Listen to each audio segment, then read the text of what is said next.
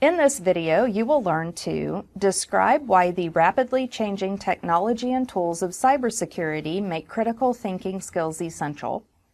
Describe the critical thinking model as the intersection of critical thinking characteristics, technical skills, interpersonal skills, theoretical and experimental knowledge, and intellectual skills.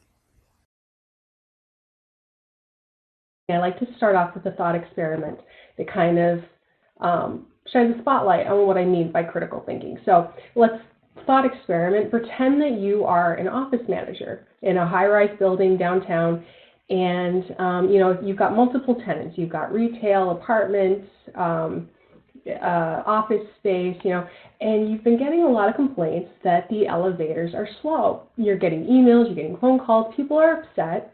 The elevators are too slow, and they're threatening to break their lease. And you don't want that. You don't want people to break their leases. So what do? How do you solve this problem? Now, there's a number of different approaches. You could, replace the lift. You could take a software approach and update the lift algorithm. You could tell them to take the stairs. You could install more elevators. You could do nothing. There's a number of different approaches and solutions to this problem. And I want you to be thinking about this over the course of this discussion, over the course of this presentation, because we're going to come back to it.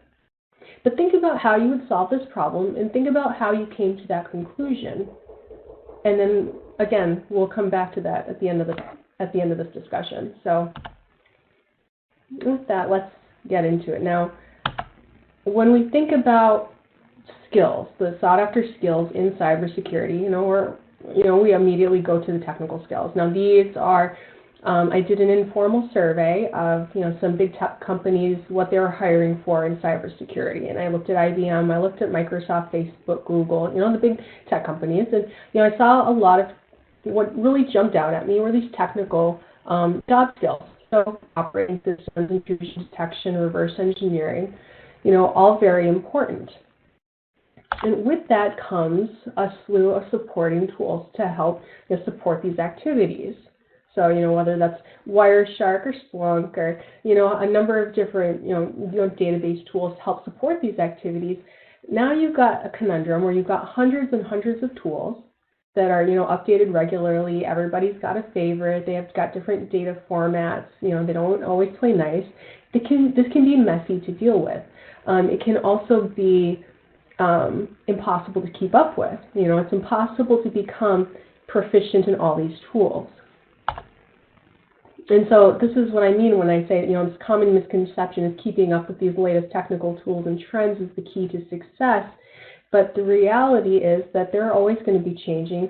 The technology is constantly changing. Our adversary is always changing. But the good news is that the security and design fundamentals change slowly. TCP/IP, operating systems, kernel fundamentals, those change slowly. And so critical thinking, combining these critical thinking skills with an understanding of security fundamentals will allow us to identify solutions to unknown, undefined, complex problems, situations, regardless of technology, regardless of the tool that we have in front of us. So I did some more, thinking about critical thinking, and I was wondering, what differentiates, somebody, a good critical thinker from a not so good critical thinker? What are the characteristics that enable critical thinking? And I did some research. I really couldn't find anything that was specific to cybersecurity, but where this has been studied a lot is in healthcare. So, if you think about healthcare, you think about an emergency room. You've got doctors and nurses who are in a high stress situation. They have to make sometimes life-saving decisions, in just a matter of minutes, just based on incomplete data. And so, the ability to think critically, to pull together a decision, an intelligent decision in just that short amount of time is very important. And so critical thinking has been studied a lot in this field. And so this model on the slide was actually pulled from a healthcare textbook. I really like this model, and I think these same principles still apply to cybersecurity. And so I'll just briefly walk us through each of these characteristics. So at the top, in that top circle, are your critical thinking characteristics, your attitudes and behaviors as a person. This is your personality, your outlook on the world, how you approach problems. It's going to be, a product of your upbringing, your life experiences, your job experiences. It's going to be different for each of us. And that's good. That's good, because this is a field where we want that diversity. We want that diversity of perception.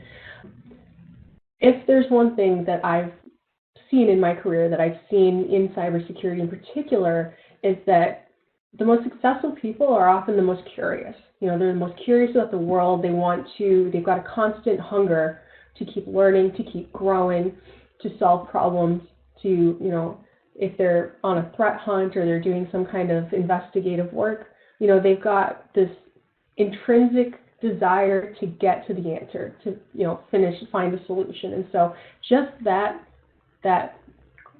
curiosity will take you far. Going clockwise, the next characteristic is your theoretical and experiential knowledge. So now this is like the fundamental knowledge that you pick up, maybe in school about how operating systems work, your experience, your knowledge that comes from, on the job, the different projects that you've been on, what you've learned from those projects, your intellectual skills. That's what that circle represents. Moving on, your interpersonal skills. How well do you interact with other people?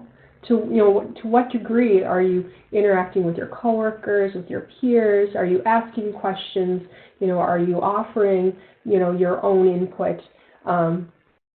Because cybersecurity is not a solo profession. I rely on my colleagues every single day. Whether we're sharing information or I've got questions or need help, I'm relying on other researchers that are out, within the company, that are out external to IBM, maybe that are in a different domain. So how well can you work together with others and share information? And then last is the technical skills and competencies. So these are, your ability to use Wireshark, your ability to triage maybe Suricata alerts. These are the technical skills and competencies that were outlined on that skill slide. Intrusion detection, reverse engineering. That's what these skills are.